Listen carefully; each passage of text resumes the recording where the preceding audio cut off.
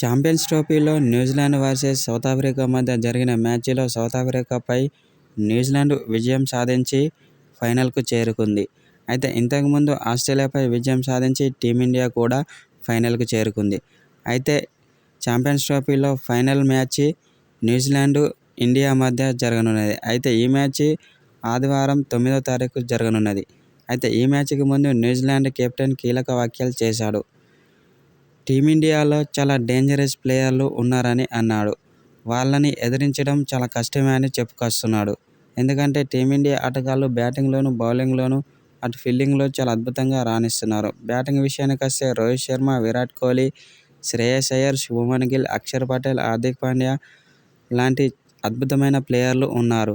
కాబట్టి ఇప్పుడున్న ఫామ్లో టీమిండియాను ఓడించడం చాలా కష్టమే అని అన్నాడు. మేము కనుక బాగా కష్టపడకుంటే మాత్రం ఫైనల్ మ్యాచ్లో భారీ మూల్యం చెల్లించుకోవాల్సి వస్తుందని న్యూజిలాండ్ కెప్టెన్ శాంట్నర్ తెలిపాడు.